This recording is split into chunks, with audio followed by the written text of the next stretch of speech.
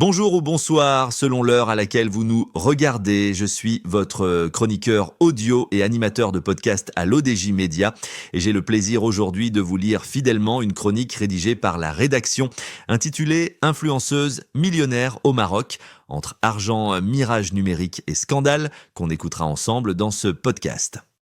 L'auteur commence son article ainsi: entre promesses de fortune et réalité judiciaire, les influenceuses marocaines cristallisent fantasmes et polémiques.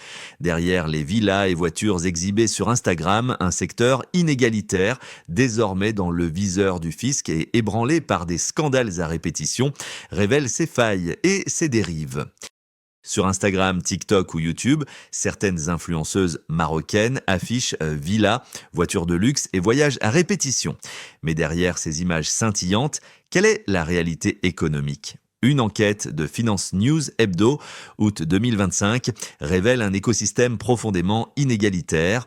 Une poignée de stars franchissent le cap du million de dirhams annuel, mais la majorité des créateurs se situe entre 10 000 et 50 000 dirhams par mois, avec une dépendance extrême aux partenariats de marques et aux ventes de produits sponsorisés. YouTube, souvent perçu comme une manne, ne rapporte en réalité que très peu au Maroc, avec un CPM oscillant entre 0,3 et 0,5 $. La richesse affichée repose donc moins sur la publicité que sur le placement de produits, les formations en ligne ou encore le commerce de produits parfois douteux. Pendant des années, les revenus de l'influence ont échappé à tout suivi, mais depuis 2023, la Direction générale des impôts a ouvert la chasse. Selon FNH, environ 120 créateurs ont été ciblés par des audits pour un manque à gagner estimé à 45 millions de dirhams. Fin 2024, une cellule spécialisée a été créée afin de contrôler les flux provenant de plateformes étrangères et de partenariats non déclarés. À partir de 2025, un régime fiscal spécifique aux revenus digitaux est en cours de mise en place, avec un taux forfaitaire autour de 30% pour les montants modestes et jusqu'à 38% au-delà de 180 000 DH annuels. La période du Far West numérique touche donc à sa fin.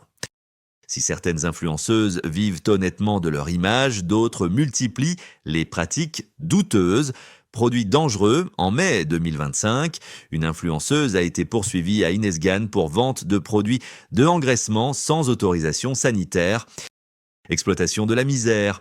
En août 2024, une TikTokeuse a été arrêtée pour avoir filmé l'agonie de sa belle-mère afin de récolter des dons. Arnaque financière. En septembre 2024, FNH a révélé des pseudo-coachs de trading promettant richesse rapide, alors que 80% des particuliers perdent de l'argent dans ce type d'opération. AMF. Ces affaires montrent comment autorité, rareté et mise en scène émotionnelle, techniques de manipulation documentées en psychologie sociale, sont mobilisées pour convaincre et pousser à l'achat.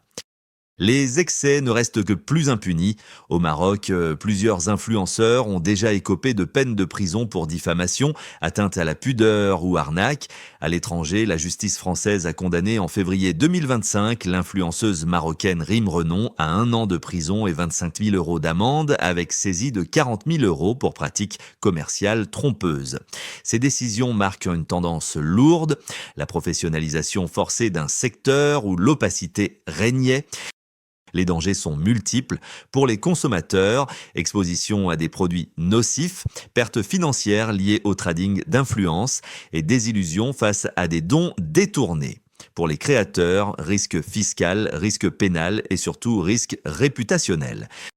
Le mythe des influenceuses millionnaires se brise ainsi sur une double réalité: un marché concentré entre quelques stars, là qu'à quelques stars, et un océan de créateurs précaires, une vitrine de luxe parfois construite sur des pratiques risquées et désormais surveillée de près par le fisc et la justice.